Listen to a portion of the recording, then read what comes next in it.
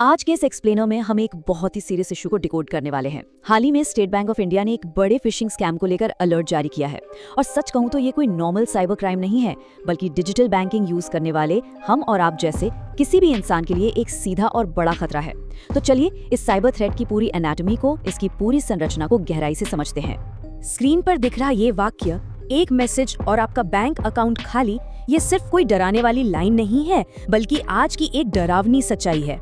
जरा सोचिए, आपके फोन पर एक रेड अलर्ट या कोई एसएमएस पॉपअप आता है और लिटरली पलक झपकते ही आपकी जीवन भर की गाड़ी कमाई गायब। कोई फिल्मी कहानी नहीं है ये, आज की डिजिटल दुनिया में ये रोज हो रहा है और इस स्कैम में दांव पर बहुत कुछ लगा है।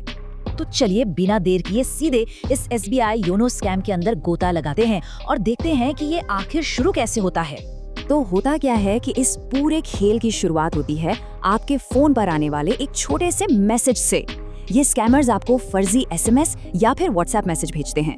अब इस मैसेज का इकलौता मकसद होता है आपके अंदर पैनिक क्रिएट करना। उसमें लिखा होगा कि अगर आपने तुरंत अपना केवाईसी या आधार अपडेट नहीं किया तो आपका एसबीआई योनो अकाउंट हमेशा के लिए ब्लॉक कर दिया जाएगा। अब जाहिर सी बात है, अकाउंट ब्लॉक होने का नाम सुनकर कोई भी घबरा जाएगा, राइट? बस यही वो डर है, यही वो चारा है जो ये लोग आपको फंसाने के लिए फेंकते हैं। अब हम आते हैं स्कैमर्स के इस खतरनाक चाल पर, समझते हैं कि ये ठग काम कैसे करते हैं। अब इस स्लाइड में जो सबसे ध्यान देने वाली बात है वो है इस हैक का पूरा सीक्वेंस। ये पूरा प्रोसेस एक खतरनाक चेन रिएक्शन की तरह चलता है। सबसे पहले आपको एक फर्जी मैसेज मिलता है, फिर आपके अंदर अकाउंट ब्लॉक होने का डर पैदा होता है। इसी जल्दबाजी और घबराहट में आकर आप उस मैसेज में दिए गए किसी लिंक या किसी अनजान एपीके फाइल पर क्लिक कर देते हैं। बस लिटरली यही वो पल है जब आपका फोन पूरी तरह से हैक हो जाता है। आप समझ रहे हैं, कोई भी अनजान एपीके डाउनलोड करने का सीधा मतलब है कि आपने अपने फोन का पूरा कंट्रोल, अपनी पूरी चाबी उन चोरों के हाथों में सौंप दी है। इसके बाद वो बड़ी आसानी से आपके ओटीपीज और पासवर्ड्स चुराते हैं और अकाउंट खाली कर देते हैं। अब आप सोच रहे होंगे कि असली और नकली को पहचाने कैसे? तो यहाँ देखिए, एक असली बैंक और स्कैमर्स के तरीकों में जमीन आसमान का फर्क होता है। स्टेट बैंक कभी भी आपको व्हाट्सएप पर कोई एपीके फाइल डाउनलोड करने को नहीं कहेगा और नहीं वो आपको तुरंत अकाउंट ब्लॉक करने की ऐसी कोई धमकी देते हैं।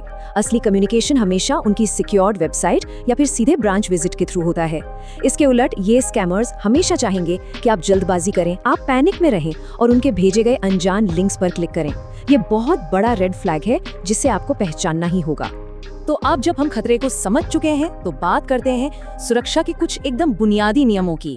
तो यहाँ सबसे क्रूशियल पॉइंट ये है कि कुछ सेफ्टी प्रोटोकॉल्स ऐसे हैं जिनसे हमें कभी भी कॉम्प्रोमाइज नहीं करना है। ये नियम इस डिजिटल फ्रॉड के खिलाफ आपकी सबसे बड़ी ढाल हैं। सबसे पहली बात, हमेशा केवल आधिकारिक एसबीआई ऐप या उनकी ऑफिशियल वेबसाइट का ही इस्तेमाल करें। आपका ओटीपी, पिन या एम पिन आपकी सबसे बड़ी तिजोरी है, इसे कभी भी किसी के साथ शेयर ना करें। पैसे ट्रांसफर करने से पहले जिसे आप पैसे भेज रहे हैं उसकी डिटेल्स को हमेशा डबल चेक करें।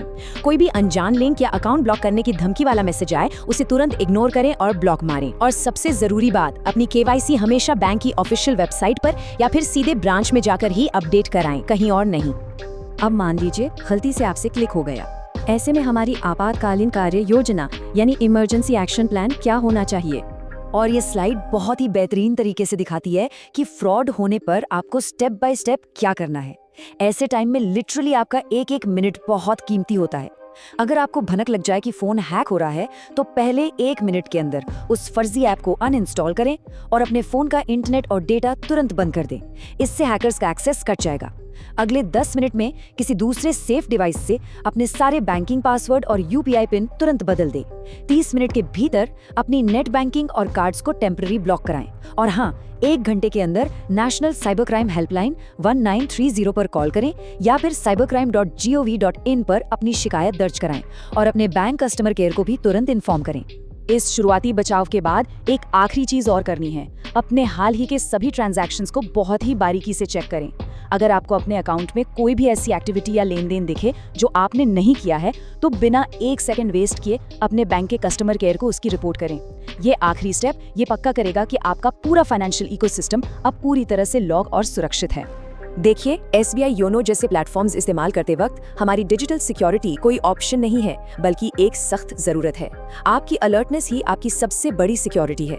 किसी भी मैसेज, लिंक या कॉल पर यूं ही भरोसा करने से पहले 1 सेकंड रुककर जरूर सोचिए, क्योंकि सच तो यही है ना, एक गलती और पूरा अकाउंट साफ। अपनी डिजिटल सुरक्षा को बहुत सीरियसली लें।